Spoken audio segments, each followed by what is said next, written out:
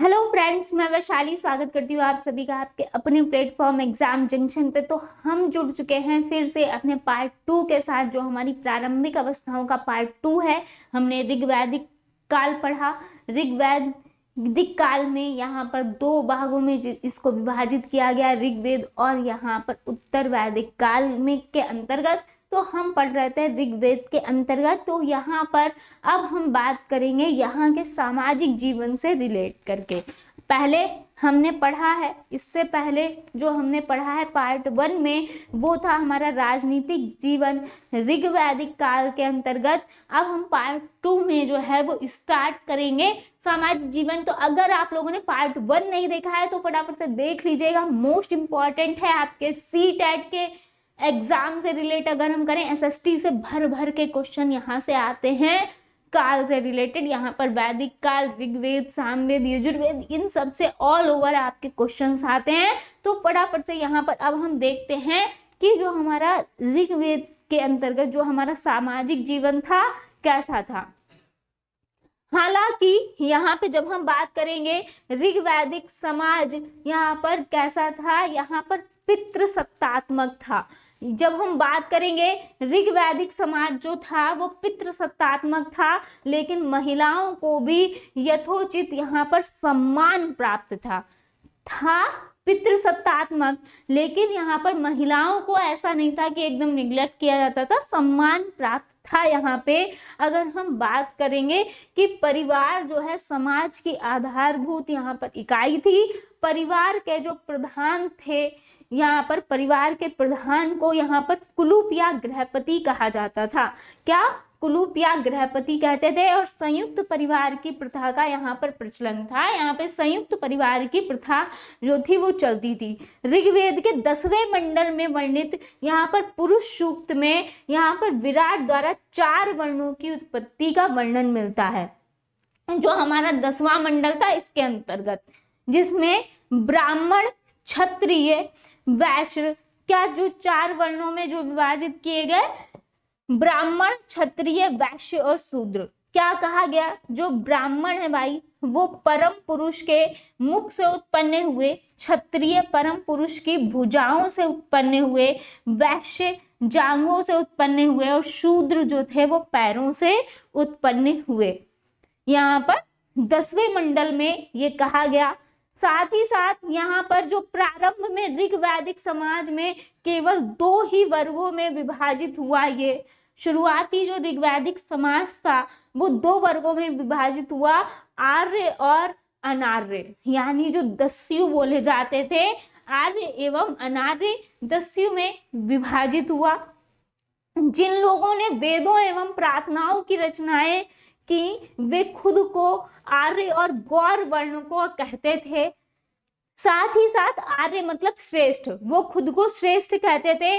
क्यों?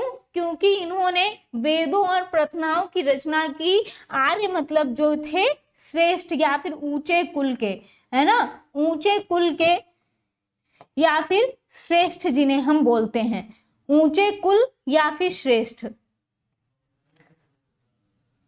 ठीक है, ऊंचे कुल के थे या श्रेष्ठ। तो गौर वर्ण कहते थे तथा लोग भारत के मूल निवासी थे उन्हें दस्यु कहते थे या श्याम वर्ण कहते थे। इस प्रकार से यह विभाजित वर्ण जो है यानी रंग है, यहाँ पर वर्ण पर आधारित था। यह विभाजन रंग पर आधारित था। बाद के समय में दस्यु या फिर दास का मतलब क्या, यहाँ पर गुलाम हो गया। बाद में जो था धीरे धीरे जो है यहाँ पर समय के साथ, यहाँ पर समय के साथ जो बदलाव हुए उसमें दस्यु या दास का मतलब यहाँ पर इनको क्या कहा जाने लगा, गुलाम कहा जाने लगा। अब हम बात करेंगे पुरोहित की। पुरोहित जिन्हें कभी कभी हम क्या कह देते थे, ब्राह्मण कह देते थे। पुरोहित जो थे कभी कभी इन्हें ब्राह्मण कहा जाता था। ये तरह तरह के यज्ञ और अनुष्ठान करते थे पुरोहित। साथ ही साथ जब राजा जो थे राजा का निर्वाचन प्रजा द्वारा किया जाता था और उनका पद जो है आनुवांशिक नहीं होता था और ना ही स्थायी सेना इनको रखते थे। इनका राजा का निर्वाचन जो था वो यहाँ पर प्रजा के ही द्वारा किया जाता था। साथ ही साथ यहाँ पर जनता या पूरे समुदाय के लिए भी दो शब्दों का इस्तेमाल होता था, एक था जन और दूसरा था विश, जो कि आपने अभी अभी पढ़ा भी है पहले, है ना। जब आपने अभी अभी पढ़ा भी है कि यहाँ पर दो शब्दों का इस्तेमाल होता था, जनता या पूरे समुदाय से रिलेटेड जन और विश का, जिससे कि यहाँ पर वैश्य शब्द निकला, जिससे वैश्य शब्द निकला। ऋग्वेद में विश और जनों के जो यहाँ पर नाम है वो यहाँ पर मिलते हैं ऋग्वेद के अंतर्गत, इसलिए हमें पुरुजन या विश या फिर भरतजन या फिर यदुजन या विश जैसे कई उल्लेख यहाँ पर किसमें मिलते हैं, ऋग्वेद के अंतर्गत मिलते हैं। विवाह की जब हम बात करते हैं यहाँ पे, तो समाज में यहाँ पर बाल विवाह और सती प्रथा जैसी कुरीतियां जो थी वो नहीं थी। यहाँ पर बाल विवाह और सती प्रथा नहीं होते थे।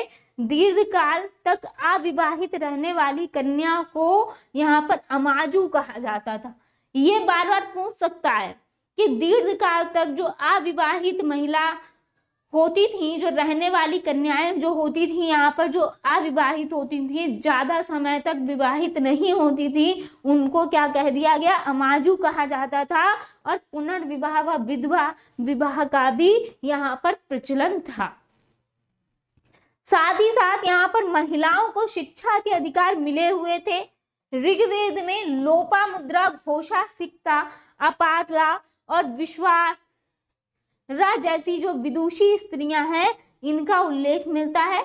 यहाँ पर महिलाओं से रिलेटेड हमने जो ऋग्वेद में बात कही थी, जो मिले थी रचनाएं, वो लोप मुद्रा, घोषा, सिक्ता ने के अंतर्गत जो महिलाएं थी इन्होंने ही जो है इनका निर्माण किया था।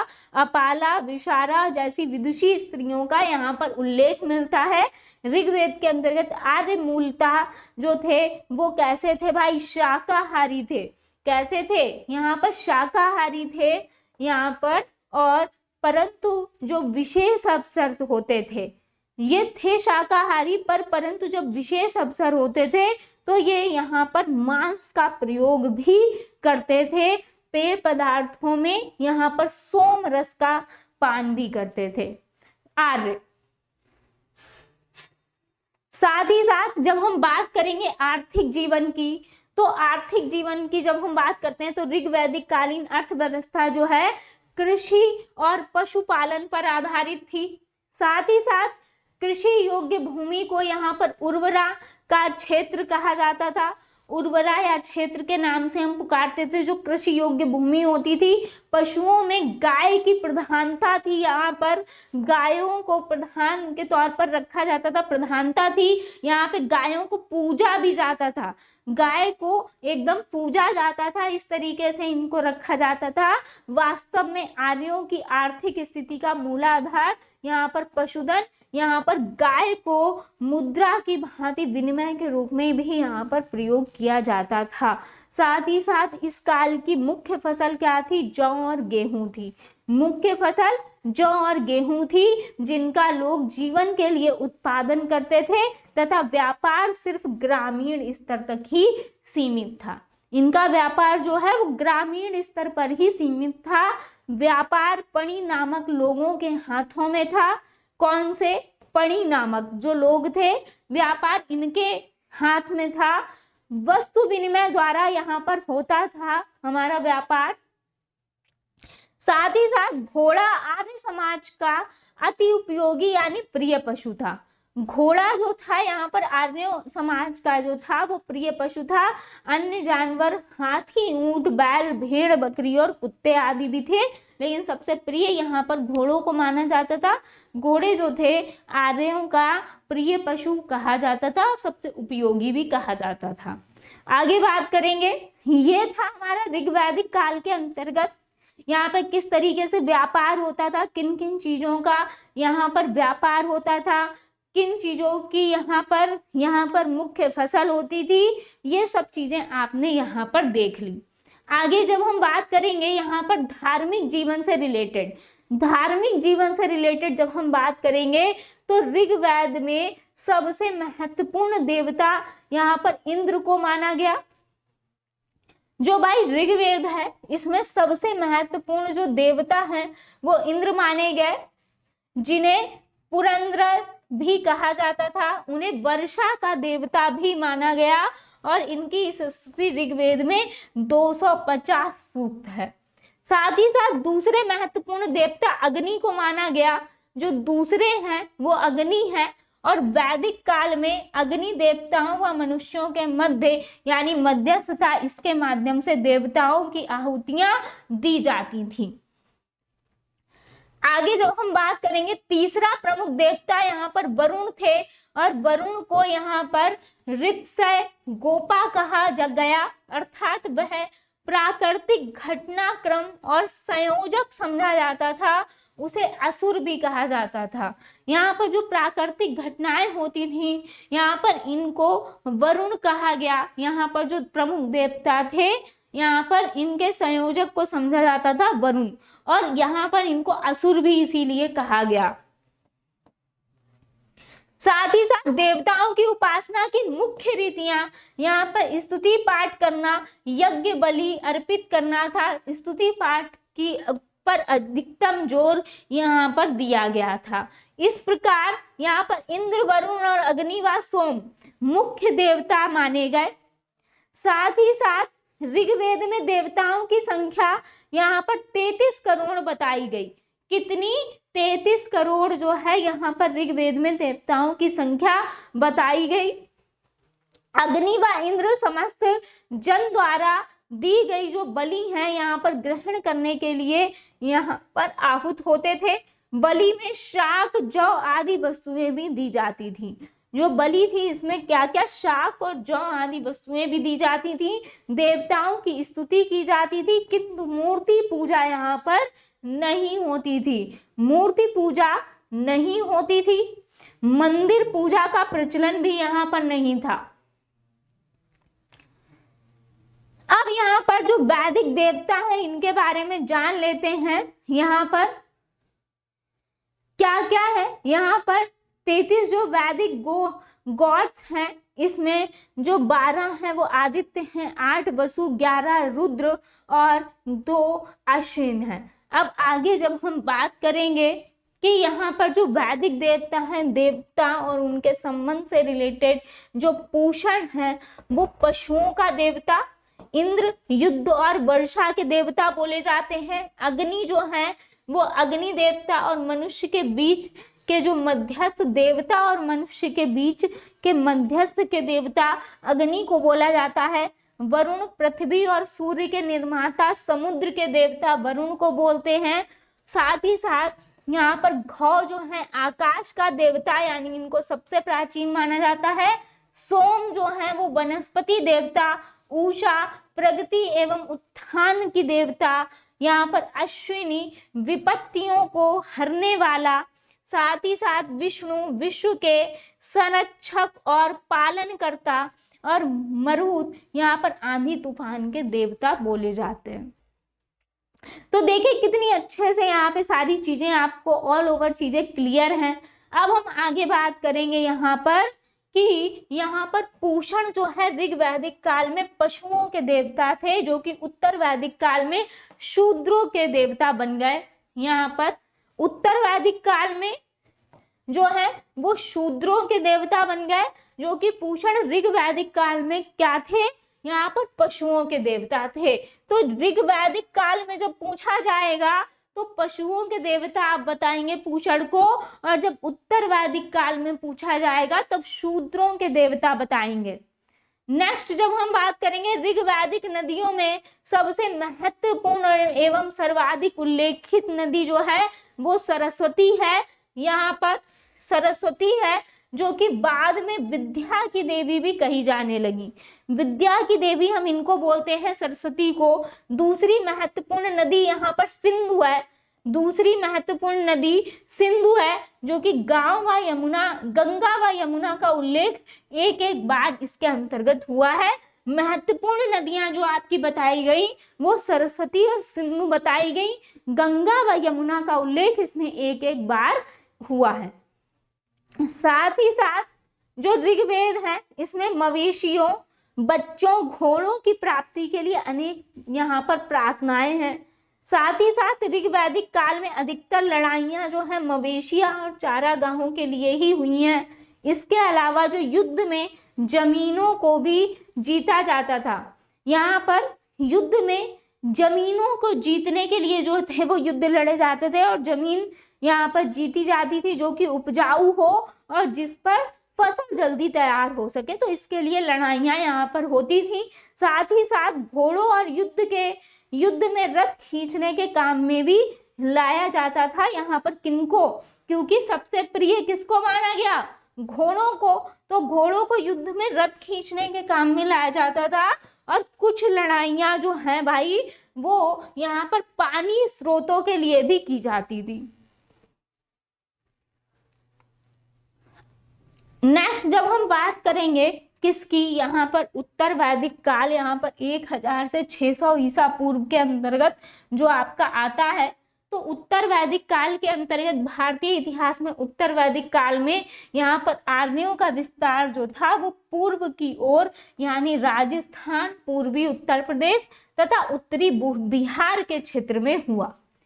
पूर्वी गंगा मैदान में इस विस्तार में शतपथ ब्राह्मण से प्रकाश पड़ता है और इस काल में 3 वेद, कौन कौन से, सामवेद, यजुर्वेद और अथर्ववेद, साथ साथ ब्राह्मण ग्रंथों और आरण्यक जो थे इनकी और उपनिषदों की भी यहाँ पर रचना हुई। आरण्यक कहाँ लिखे गए थे, यहाँ पर जंगलों में लिखे गए थे, इसीलिए इनका नाम आरण्यक पड़ा। तो यहाँ पर आरण्यक, उपनिषद और ब्राह्मण ग्रंथ के अंतर्गत जो हैं ये चीजें आती हैं किसके अंतर्गत, उत्तर वैदिक काल के अंतर्गत। और इसमें 3 जो वेद हैं, सामवेद, यजुर्वेद और अथर्ववेद, इनके बारे में भी प्रकाश डाला गया है। तो देख लेते हैं। इस संस्कृति का मुख्य केंद्र जो है वो मध्य देश था। इस युग की सभ्यता का केंद्र जो है वो पंजाब से बढ़कर कुरुक्षेत्र, दिल्ली, गंगा, यमुना और देहात का उत्तरी भाग यहाँ पर आ गया।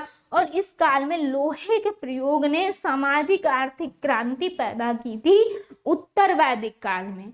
तो भाई उत्तर वैदिक काल में जो था, इस काल में यहाँ पर जो था वो लोहे का प्रयोग जो है हुआ और लोहे के प्रयोग ने सामाजिक आर्थिक क्रांति पैदा की। चित्रित दूषण, यहाँ पर मृद भांड इस काल की विशिष्टता थी। यहाँ पर चित्रित जो धूसर है, धूसर मृद भांड जो है यहाँ पर इस काल की जो है वो भाई विशिष्टता थी, धूसर मृद भांड। उत्तर वैदिक काल के अंतर्गत इनका जो राजनीतिक जीवन था इस पे चर्चा कर लेते हैं। जो राजनीतिक जीवन था यहाँ पे उत्तर वैदिक काल में कई जनों, कबीलों ने मिलकर राष्ट्रों या जनपदों को क्षेत्रीय राज्यों का निर्माण किया तथा इस प्रकार की कबीलाई सत्ता का यहाँ पर विस्थापन जो है क्षेत्रीय सत्ता द्वारा हुआ था। जो क्षेत्र की सत्ता थी इनके द्वारा हुआ। साथ ही साथ यहाँ पर राष्ट्र शब्द जो प्रथम यहाँ पर प्रदेश का सूचक था, यहाँ पर जिसको हम राष्ट्र बोलते थे, यहाँ पर प्रदेश का सूचक कहा गया। पहली बार इस काल में प्रकट हुआ और आरंभ में पांचाल एक कबीले का नाम था। आरंभ में जो पांचाल था वो एक कबीला था, एक कबीले का नाम था, परंतु वह प्रदेश का नाम हो गया। कुरु एवं भारत मिलकर यहाँ पर कुरु और तुर्वुश एवं कीर्वी मिलकर यहाँ पर पांचाल कहे गए। क्या? पुरु, भारत, कुरु, तुर्वश और कीर्वी को मिलाकर ही इनको क्या कह दिया गया? पांचाल। साथ ही साथ उत्तर वैदिक काल में जो पांचाल है वो सर्वाधिक विकसित राज्य था। यहाँ पर किसके अंतर्गत? पांचाल जो था यहाँ पर इसके अंतर्गत है कौन कौन से? पुरु, भरत, कुरु, तुर्वश, कीर्वी।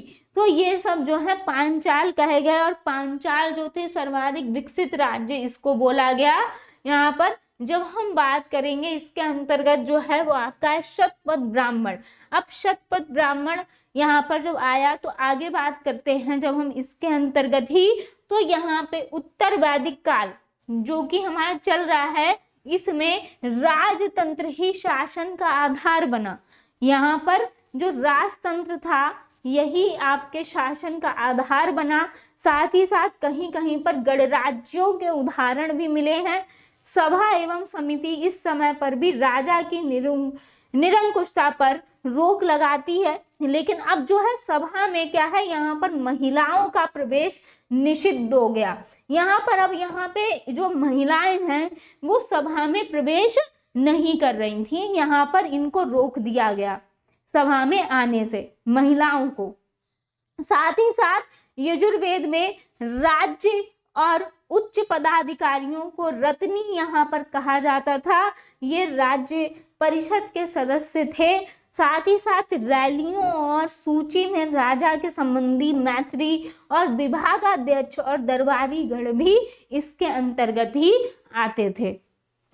उत्तर वैदिक काल में जो थे वो राजतंत्रात्मक व्यवस्था स्थापित हो गई तथा इस काल में जो था राज्य का आकार जो था वो धीरे धीरे बढ़ने लगा, और यहाँ पर आकार बढ़ने से जो हुआ वो राजा का महत्व बढ़ा और उसके अधिकारियों का विस्तार भी हुआ। अब राजाओं को बड़ा सम्राट और एकाराट और अधिराज आदि नामों से यहाँ पर जाना जाने लगा, और इस काल में राजा को यहाँ पर जो पद था वो वंशानुगत हो गया धीरे धीरे।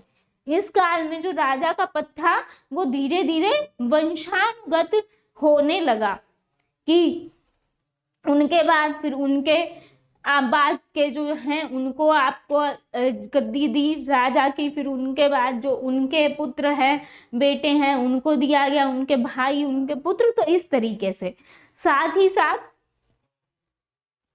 जब हम आगे बात करेंगे राजा की दैवीय उत्पत्ति का सिद्धांत सर्वप्रथम यहाँ पर ऐतरेय ब्राह्मण में मिलता है। दैवीय शक्तियां प्राप्त करने हेतु अब राजा जो है यज्ञ करने लगे, और जिनमें मुख्य थे अश्वमेघ यज्ञ, राजसूय यज्ञ और वाजपेय यज्ञ। अश्वमेघ यज्ञ के अंतर्गत जब हम बात करेंगे तो अश्वमेघ यज्ञ जो थे ये सर्वाधिक प्रसिद्ध और महत्वपूर्ण था। इस यज्ञ में राजा का घोड़ा जिन जिन क्षेत्रों में बिना विरोध के गुजरता था उन सभी क्षेत्र में उस राजा का एक छत्र राज्य स्थापित हो जाता था, जिसके द्वारा वह घोड़ा छोड़ा जाता था। साथ ही साथ जो राजसूय यज्ञ था यह राजा के राज्याभिषेक हेतु होता था। जब राजा का राज्याभिषेक होता था उसके अनुसार होता था राजसूय यज्ञ, और ऐसा माना जाता था कि यह यज्ञ ऐसा समर्पण समारोह होता था जिसमें राजा को असीमित शक्तियां प्रदान की जाती थी। यहाँ पे राजसूय यज्ञ में वाजपेयी यज्ञ क्या था, इस यज्ञ में राजा जो थे वो रथों की दौड़ का आयोजन करते थे।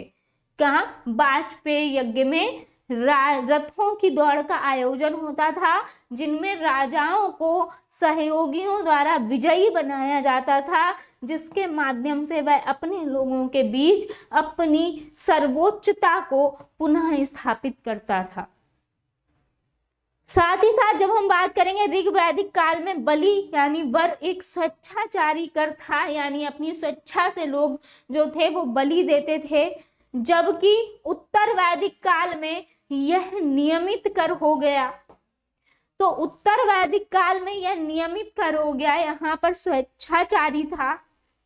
कर को यहाँ पर क्या कहा गया? भाग कहा जाता था, जो उपज का 1/6 भाग होता था। यहाँ पर बलि जो थे एक स्वेच्छाचारी यानी लोग अपनी स्वेच्छा से देते थे। यहाँ पे भाई क्या कर दिया गया कि यह नियमित कर दिया गया उत्तर वैदिक काल में, और यहाँ पर कर को यहाँ पर क्या कह दिया गया? भाग कहा गया। और यहाँ पर इसको यानी यहाँ पे आपको ये नियमित कर दिया गया कि भाई आपको उपज का 1/6 भाग जो है वो यहाँ पर कर के तौर पर देना ही है ना, 1/6 भाग को। ये इंपॉर्टेंट है, आपसे 1/6 भाग जो देना है उत्तर वैदिक काल में कर का, तो ये आपसे ये इंपॉर्टेंट है, बार बार पूछता है, ये इंपॉर्टेंट है, यहां से क्वेश्चन आपका आया है कई बार। साथ ही साथ जब हम बात करते हैं यहाँ पे किसकी, सामाजिक जीवन की उत्तर वैदिक काल से रिलेटेड, तो सामाजिक जीवन जो है उत्तर वैदिक काल में समाज जो है स्पष्ट रूप से 4 वर्णों में विभक्त था, ब्राह्मण, क्षत्रिय, वैश्य, शूद्र, जिनके बारे में अभी मैंने आपको बताया। साथ ही साथ लेकिन जैसे ऋग्वैदिक काल में यह विभाज्य जो है वो वर्ण तथा कर्म का आधारित, यहाँ पर वर्ण और कर्म पे ऋग्वैदिक काल में आधारित था, क्योंकि ये विभाजन अब इस प्रणाली में महत्वपूर्ण परिवर्तन हुए और यह जाति आधारित हो गया, किसमें, उत्तर वैदिक काल में। ऋग्वैदिक में वर्ण और कर्म पर आधारित था और उत्तर वैदिक काल में ये जाति आधारित हो गया, यहाँ पर ब्राह्मण, क्षत्रिय, वैश्य और शूद्र। साथ ही साथ यहाँ पर गोत्र शब्द का उल्लेख यहाँ पर उत्तर वैदिक काल में पहली बार अथर्ववेद में देखने को मिला। उत्तर वैदिक काल के अंतर्गत यहाँ पर अथर्ववेद में गोत्र शब्द देखने को मिला और इसी काल में एक गोत्र में विवाह नहीं करने की प्रथा का प्रचलन हुआ। गोत्र का महत्व इस काल में ब्राह्मणों के लिए अधिक था। साथ ही साथ उत्तर वैदिक काल में केवल वैश्य ही कर चुकाते थे, जो उत्तर वैदिक काल था इसमें केवल जो वैश्य थे वही कर चुकाते थे। ब्राह्मण और क्षत्रिय जो थे वो दोनों वैश्यों से वसूले राजस्व पर ही जीते थे। साथ ही साथ जब हम आगे बात करेंगे, शूद्र और महिलाओं को यहाँ पर धार्मिक अनुष्ठानों में शामिल होने की अनुमति नहीं थी। किनको, शूद्र और महिलाएं, जो शूद्र थे और जो महिलाएं थीं उनको जो धार्मिक अनुष्ठान होते थे उसमें शामिल होने नहीं दिया जाता था। शिल्पियों में रक्तकार आदि जैसे कुछ वर्गों को स्थान जो था वो ऊंचा प्राप्त था और उन्हें यज्ञोपवीत पहनने का भी अधिकार प्राप्त था। साथ ही साथ जब हम बात करेंगे ऋग्वैदिक काल की अपेक्षा इस काल में जो है स्त्रियों की जो स्थिति थी उसका ह्रास हुआ, क्योंकि ऋग्वैदिक काल में आपने पढ़ा था कि वहां पे स्त्रियों को सम्मान दिया जाता था। वहां पर क्या था, पितृसत्ता जो थी वो चलती तो थी यहाँ पर, लेकिन क्या स्त्रियों को फिर भी वहां पर क्या दिया जाता था, सम्मान दिया जाता था। लेकिन यहाँ पर उत्तर वैदिक काल में ऐसा नहीं था। यहाँ पर महिलाओं की स्थिति भाई जो थी यहाँ पर इसका ह्रास हुआ यहाँ पर, और उनका सभा में प्रवेश जो है वो वर्जित था। लेकिन शतपथ ब्राह्मण में अनेक विदुषी कन्याओं का उल्लेख मिलता है। ये कौन सी हैं, जो शतपथ ब्राह्मण में जिनका उल्लेख मिला, ये गार्गी, गंधर्व, ग्रहिता और मैत्रेयी आदि हैं। ये कौन कौन है यहाँ पर, गार्गी, गंधर्व, ग्रहिता और मैत्रेयी, इनका यहाँ पर उल्लेख किसमें हुआ, शतपथ ब्राह्मण में हुआ। शतपथ ब्राह्मण में हुआ, विदुषी कन्या थी, इनका उल्लेख गार्गी, गंधर्व, ग्रहिता और मैत्रेयी। उत्तर वैदिक काल में यहाँ पर बाल विवाह व सती प्रथा जैसी कुरीतियों का प्रचलन प्रारंभ हो गया, जो कि ऋग्वैदिक काल में नहीं था, जो कि ऋग्वैदिक काल में नहीं था। उत्तर वैदिक काल में बाल विवाह और सती प्रथा जैसी कुरीतियों का प्रचलन भी चलने लगा। बाल विवाह होने लगे, सती प्रथा चलने लगी। साथ ही साथ यहाँ पर जवाल उपनिषद में याज्ञवल्क्य ने 4 आश्रम जो थे यहाँ पर इनका प्रतिपादन किया है। जो जवाल उपनिषद है, जवाल उपनिषद ने याज्ञवल्क्य ने 4 आश्रम का प्रतिपादन किया, ब्रह्मचारी या छात्र जीवन, वानप्रस्थ आश्रम, गृहस्थ आश्रम और संन्यास आश्रम।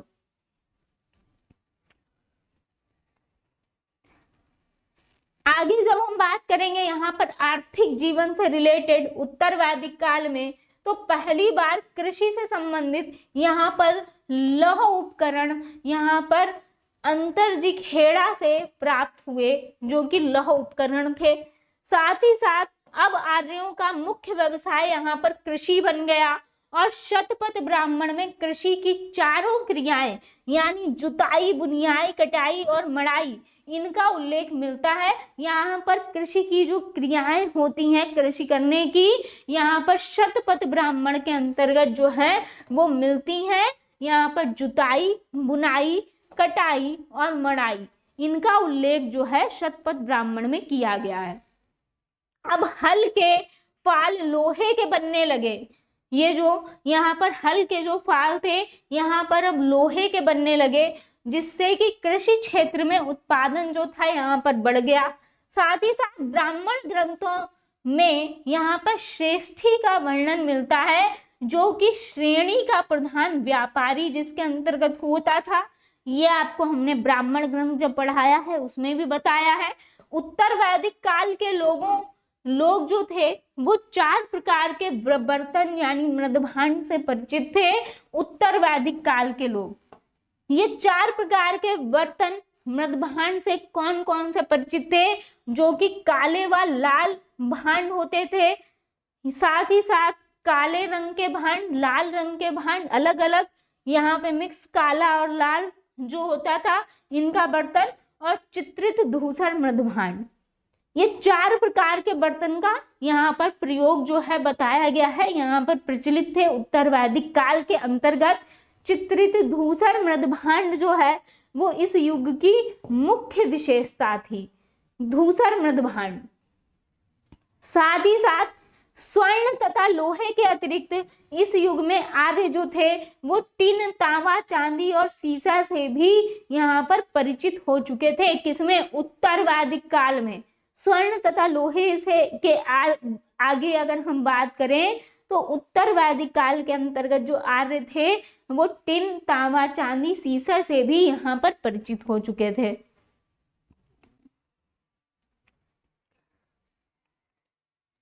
जब हम बात करेंगे यहाँ पर उत्तर वैदिक काल में धार्मिक जीवन से रिलेटेड, तो उत्तर वैदिक काल में धर्म का प्रमुख आधार यहाँ पर यज्ञ बन गया था, यज्ञ होते थे।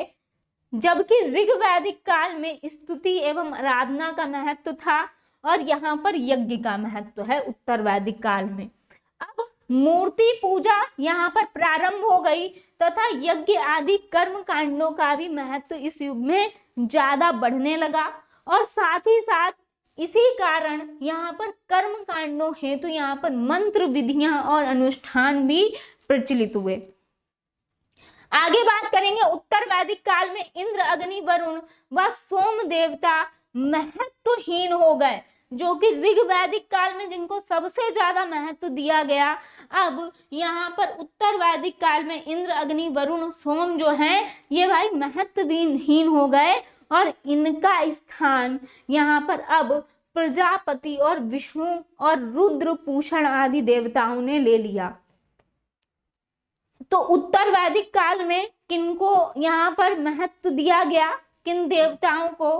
प्रजापति, विष्णु, रुद्र और पूषण को यहाँ पर स्थान दिया गया, और यहाँ पर जो ऋग्वेद में यहाँ पर इंद्र, अग्नि, वरुण और सोम को जो महत्व दिया गया था यहाँ पर अब ये महत्वहीन हो गए उत्तर वैदिक काल के अंतर्गत। यहाँ पे आपसे ये पूछा जाएगा प्रजापति, विष्णु, रुद्र और पूषण ये देवता जो हैं इनको शामिल किया गया उत्तर वैदिक काल के अंतर्गत। अब यहाँ पर पशुओं के देवता रुद्र यानी शिव इस काल में महत्वपूर्ण देवता बन गए, तथा पूषण जो कि ऋग्वेद काल में पशुओं के देवता थे, अब यहाँ पर उत्तर वैदिक काल के अंतर्गत ये भाई शूद्रों के देवता के रूप में प्रचलित हुए पूषण। साथ ही साथ उत्तर वैदिक काल में यहाँ पर बलि का महत्व जो था वो बढ़ गया, तथा पशुओं की बलि यहाँ पर अब दी जाने लगी। उत्तर वैदिक काल में ही यहाँ पर बहुलवाद, वासुदेव संप्रदाय एवं यहाँ पर षड दर्शनों का भी बीजारोपण यहाँ पर होने लगा। और आगे जब हम बात करेंगे यहाँ पर प्रमुख दर्शन और यहाँ पर प्रवर्तक जो हैं वो आपके दिए गए हैं। तो प्रमुख दर्शन और प्रवर्तक जान लेते हैं, और यहाँ से आपका ये इम्पोर्टेंट है, यहाँ से आपका 1 नंबर आपका जरूर पूछ लेता है मैक्सिमम। तो यहाँ पे जो चारवाक हैं भौतिकवादी, इनके प्रवर्तक कौन है? चारवाक। यहाँ पर सांख्य दर्शन के प्रवर्तक कपिल हैं, योग दर्शन के पतंजलि योग सूत्र, न्याय के हैं गौतम न्याय सूत्र, यहाँ पर न्याय के जो प्रवर्तक हैं वो गौतम है। पूर्व मीमांसा के जैमिनी हैं, यहाँ पर उत्तर मीमांसा के कौन है? बादरायण है, ब्रह्म सूत्र जहाँ पर हम बात करते हैं। और वैशेषिक की जब हम बात करते हैं, वैशेषिक दर्शन की, तो कणाद और उलूक हैं। तो यहाँ पे मेन बहुत ज्यादा पूछ लेता है, योग के कौन है? सांख्य के कौन है? सांख्य के कपिल हैं, योग के पतंजलि हैं, न्याय के गौतमी हैं, पूर्व मीमांसा जैमिनी और उत्तर मीमांसा बादरायण। ये आपसे बहुत पूछते हैं, इंपॉर्टेंट है। देन जब हम आगे बात करेंगे यहाँ पे महापाषाण काल समय के प्रहरी जिनकी हम बात करेंगे, तो महापाषाण काल के अंतर्गत जो है यहाँ पे आता है आपका, जब उत्तर भारत में वैदिक काल अपने चरमोत्कर्ष पर था। जब उत्तर भारत में, जब हम वैदिक काल की बात करेंगे, जब ये सबसे ऊपर था, सबसे चरम पर था भाई, तो उसी समय अर्थात उसी काल में जो दक्षिण भारत है, यहाँ पर महापाषाणों की कहानी सामने आती है। उसी टाइम पे यहाँ पर दक्षिणी भारत में महापाषाणों की कहानी सामने आती है, और महापाषाण का शाब्दिक अर्थ है विशाल शिलाखंड। ये शिलाखंड महापाषाण, महा मतलब बड़ा पाषाण यानी पत्थर, यहाँ पर बड़ा पत्थर यानी महापाषाण नाम से जाने जाते हैं। ये पत्थर दफन करने की जगह पर लोगों द्वारा बड़े करीने से लगाए गए थे। महापाषाण कब्रें बनाने की प्रथा यहाँ पर लगभग 3000 साल पहले जो है वो शुरू हुई थी, और यह प्रथा दक्कन, दक्षिण भारत, उत्तरी भारत और उत्तरी पूर्वी भारत और साथ साथ यहाँ पर कश्मीर में भी यह प्रचलित हुई। साथ ही साथ जब हम बात करेंगे यहाँ पर आगे, महापाषाण जो है जमीन के ऊपर तथा जमीन के भीतर दोनों ही स्थानों पर पाए जाते हैं। ये जमीन के भीतर भी पाए जाते हैं और जमीन के ऊपर भी पाए जाते हैं। कई बार पुरातत्वविदों को गोलाकार सजाए हुए पत्थर भी यहाँ पर मिलते हैं, और कई जगहों पर अकेला खड़ा हुआ पत्थर यहाँ पर मिलता है। कुछ मुख्य महापाषाणिक स्थल जो हैं, इनके बारे में भी हम देख लेते हैं। तो जो महापाषाणिक स्थल हैं वो कौन कौन से हैं? यहाँ पर आदि चंदलूर है, ब्रह्मगिरी है, इनाम गांव है, ये आपके मुख्य हैं। और भी कई सारे यहाँ पर हैं। लगभग सभी जगह से मिली महापाषाणिक कब्रों में कुछ समानताएं पाई गई, जैसे कि सामान्यता यहाँ पर मृतकों का खास किस्म के मिट्टी के बर्तनों के साथ यहाँ पर दफनाया जाता था। खास किस्म के मिट्टी के बर्तन थे, उनके साथ उनको दफनाया गया, ये समानता मिली। जिन्हें काले और लाल मिट्टी के बर्तनों यानी ब्लैक एंड रेड वेयर के नाम से भी यहाँ पर जाना जाता है। बर्तनों के अलावा इन कब्रों से और भी वस्तुएं मिली हैं, जैसे कि लोहे के औजार और हथियार, घोड़ों के कंकाल, पत्थर व सोने के गहने इत्यादि। अब यहाँ पे आगे जब हम बात करेंगे, यहाँ पे खास परिवारों हेतु जो बनी कब्रें हैं इनके बारे में, तो कभी कभी महापाषाणों में एक से अधिक कंकाल भी मिले हैं।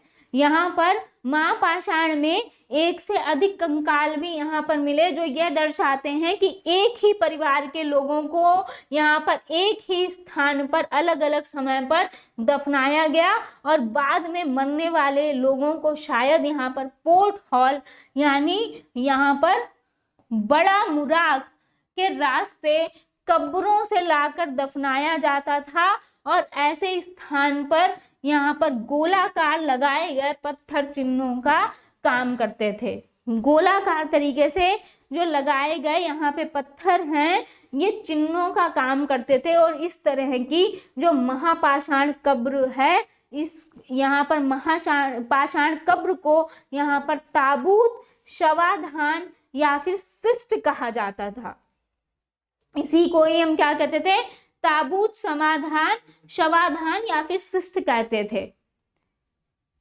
जब हम आगे बात करेंगे यहाँ पर ब्रह्मगिरी से रिलेटेड, तो यहाँ पर ब्रह्मगिरी से रिलेटेड जब हम बात करेंगे, कभी कभी एक कब्र की तुलना में दूसरी कब्र यहाँ पर दूसरी कब्र में कुछ ज्यादा चीजें जो हैं वो मिलती हैं।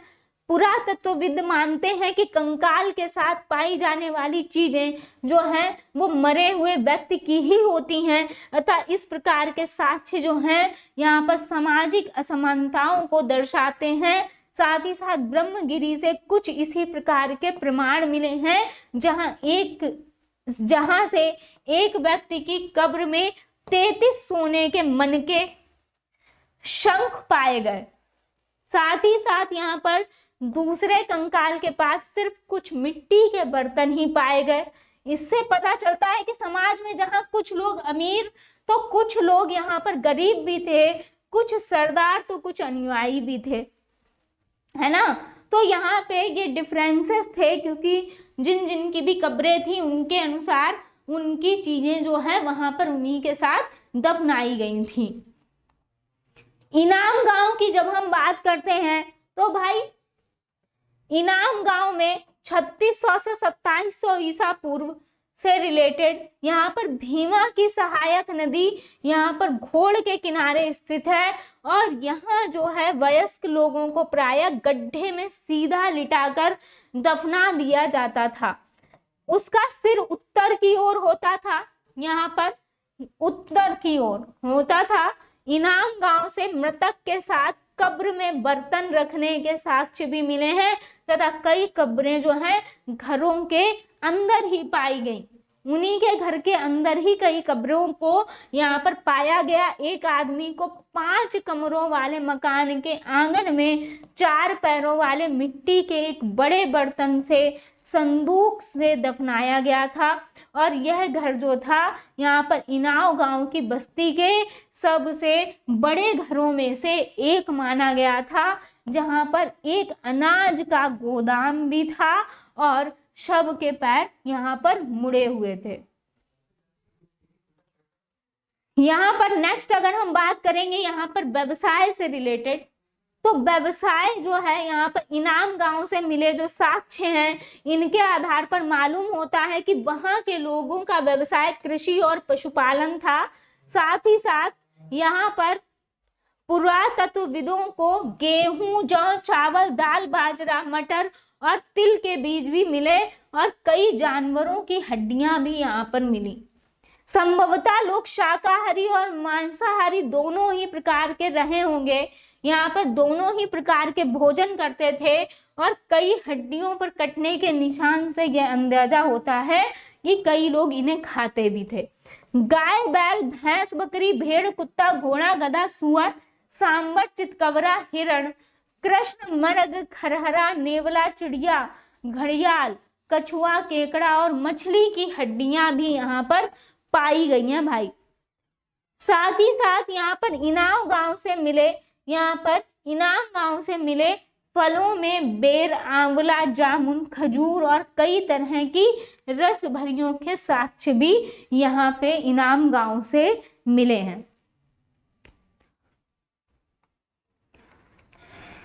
तो ये आपके जो हैं ये आपके इनाम गांव से साक्ष्य मिले और ये था आपका उत्तर वैदिक काल आपका पूरा यहाँ पे खत्म होता है और यहाँ पे आपका जो है प्रारंभिक अवस्थाएं जो हैं वो समाप्त होता है।